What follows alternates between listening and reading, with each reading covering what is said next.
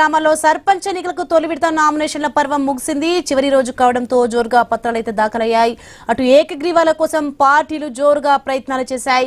కొన్ని ప్రాంతాల్లో అయితే ఏకంగా వేలంపాట నిర్వహించారు. గ్రామానికి అవసరమైన అభివృద్ధి కార్యక్రమాల నిర్వహణ కోసం ఎవరు ఎక్కువ డబ్బిస్తే వారే సర్పంచ్ అంటూ గ్రామస్తులు తేల్చి చెప్తున్నారు. దీంతో సర్పంచ్ పదవికి పోటీ పెరిగింది. ఒకరికంటే ఎక్కువ మంది ముందుకొస్తే ఎవరు ఎక్కువ చెల్లిస్తే వారికే సర్పంచ్ గిరి అంటూ తేల్చేస్తున్నారు. రైట్, ఇక ఇవే అంశాలకు సంబంధించి మరింత సమాచారం మా ప్రతినిధి వరంగల్ నుంచి ప్రశాంత్ అందిస్తారు. ప్రశాంత్, వరంగల్ కి సంబంధించి చూసుకుంటే ప్రస్తుతం అక్కడ పోటీ ఎలా ఉంది, ఏంటి, ఎంతమంది అభ్యర్థులు నామినేషన్ వేశారు, ఎలా ఉంది పరిస్థితి అక్కడ? ఎస్సోని మొత్తానికైతే ఉమ్మడి వరంగల్ జిల్లాకు సంబంధించి 6 జిల్లాలకు సంబంధించినటువంటి మొదటి విడత నామినేషన్ల ప్రక్రియ కొద్దిసేపటి క్రితమే ముగిసింది.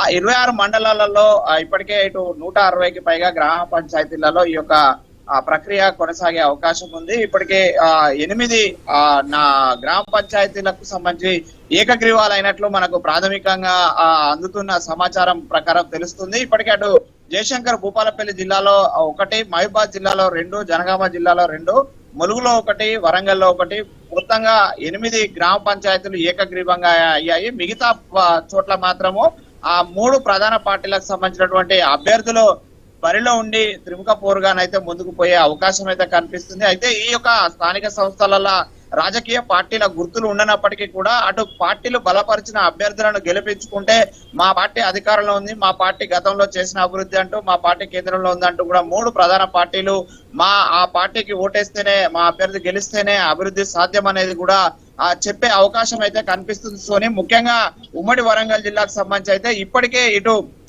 ప్రధానంగా అటు నామినేషన్ల పర్వంతో పాటు ఇటు ప్రచార హంగు ఆర్భాటాలు కూడా పూర్తిగా ప్రారంభమయ్యాయి.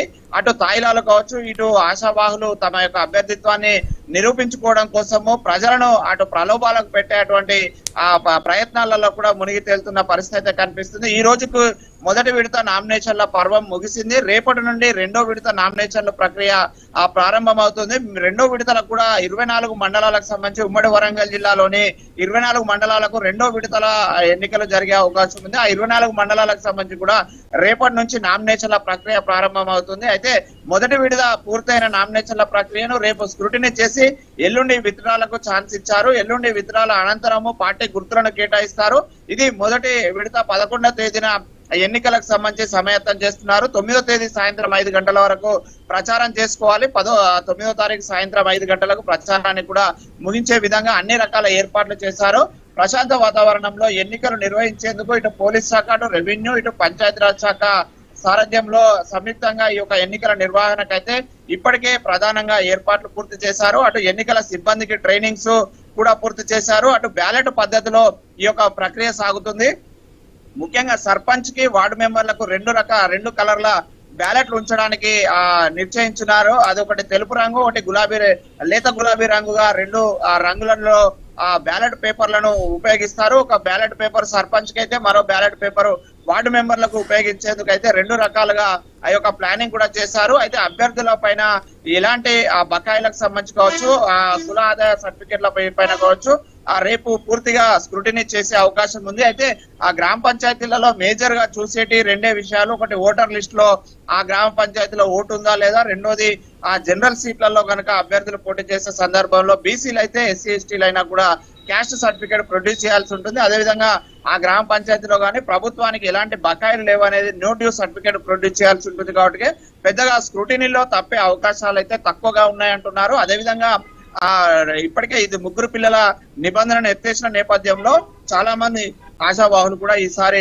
బల పరీక్షకైతే ముందుకు వచ్చారు. మొత్తానికైతే ఎన్నికల నియమావళిని ఎవరు కూడా అధిగమించొద్దు అనేది మాత్రం అటు అధికారులు చెప్తున్నారు. ఇటు ప్రజలు కూడా తమ యొక్క అభివృద్ధిని కాంక్షించే వారికి పట్టం కట్టాలి. అదేవిధంగా తమ గ్రామ అభివృద్ధి తమ చేతుల్లోనే ఉంది, ప్రలోభాలకు లోబడకూడదంటూ కూడా అటు ప్రభుత్వం నుంచి, ఎన్నికల కమిషన్ నుంచి ప్రచారం కూడా సాగుతున్న పరిస్థితి ఉంది. సోని, మొత్తానికైతే ఉమ్మడి వరంగల్ జిల్లాలో మొదటి విడత నామినేషన్లలో ఎక్కడ కూడా అవాంఛనీయ సంఘటనలు గాని, గొడవలు గాని జరగలేదు. ఏకపక్షంగా కొన్ని ఏకగ్రీవాలు జరిగాయి. అక్కడ సంబరాలు కూడా జరుగుతున్న పరిస్థితి అయితే ఉంది. రేపటి నుండి 2వ విడత నామినేషన్ల ప్రక్రియ